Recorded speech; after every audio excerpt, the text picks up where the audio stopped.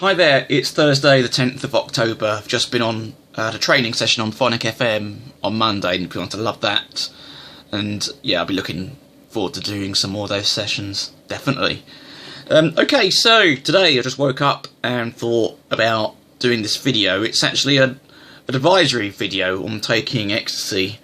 My experience with it is I did it for the first time at Decadence, Helter Skelter, and that's the flyer that's on there now, in 1999, October the 16th, and I took it for about a year, once a month, and then for the last month I took it for, basically started taking it every week, basically, and it was at that point that I started having problems with it. Basically, I was talking about a dream I had with a flatmate at the time, something that was quite real, and then basically I pretty much crashed. I started having a sort of really massive panic attack, and then I didn't get over that for 17 years until 2 years ago, so it had a big impact on my life. And now I have a chemical understanding of why I crashed during that year. So first I'll talk about a little bit about why I started taking it, and then I'm going to talk about the science behind it, and hopefully with that information people might be more aware of what ecstasy can do. Okay, so first, to start with, I used to do a lot of clubbing, but I never actually used to take ecstasy. Don't know, it was always morally wrong for me. Remember in 1996, somebody at university was doing it. I was like, oh, you shouldn't be doing that, it's class A. I was really dead against it. But then a couple of years later, I just come out of my first serious relationship, and someone said they were going to a rave, why don't I come along? And they offered it to me, and I thought, why not try it? And actually the year before, I'd actually been to Ibiza and I'd taken some speed, and wouldn't recommend that because it was a horrible come down. Just felt totally paranoid. So I guess that's a thing of taking one drug could maybe lead to another. But yeah, I took the full tablet at Helter Skelter Decadence, and I felt warm, relaxed, and good. I took two, and actually came down off the first one, and then the second one I came up later on in the night, and then it was the next event, the sort of Rain Dance 10-year anniversary in December that same year, that I actually took one while I was on the first one, and took the second one, and then that really kind of, then I could really feel the full power of it, and to be honest, it just took me up to the stratosphere basically, and just had one of the best nights of my life. Like I said, after a year, started taking it every week, and then just had the panic attack.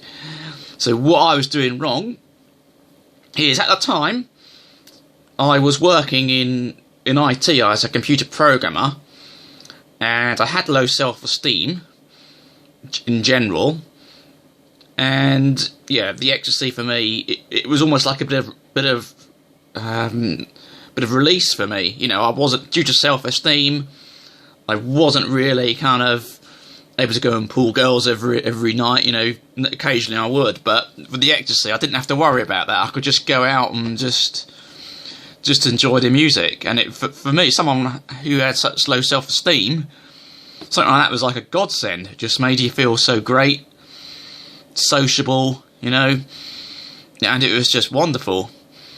But like I said, after suddenly I started taking it once a week, and then I started having problems. And what I was doing at that time is, you might see a video I've put on the 4 chemicals of well-being, which you see on the video section of Facebook/WellRaver. Now I'm getting lots of natural chemicals. I'm getting dopamine from Phonic FM and doing the raves. I'm getting oxytocin from going to the Beacon Community Centre and just talking to loads of people. And dopamine and oxytocin produces serotonin. And serotonin is one of the big drugs. One of the big drugs that Ecstasy gives you. It gives you a big dose of that, and it gives you loads of dopamine as well.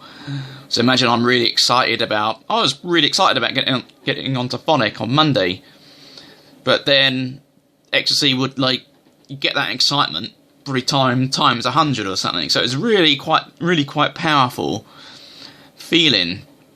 And at that time, going back to 1999, when I was a software engineer, I wasn't getting any of those chemicals. I wasn't putting raves on. I wasn't doing, I was just doing the IT job. It's slightly introverted. You're not really talking to people that much. You're on the computer. I was going out with people, but I was drinking a lot on Friday, Saturday night. I didn't really have the kind of community kind of interaction that I have now, on the Friday mornings. I didn't really have that back then. So I wasn't really getting that much oxytocin. I wasn't really getting much dopamine and serotonin as well. So what I'm saying is, if you are doing ecstasy, or if you know someone's doing ecstasy, be very careful that you're not.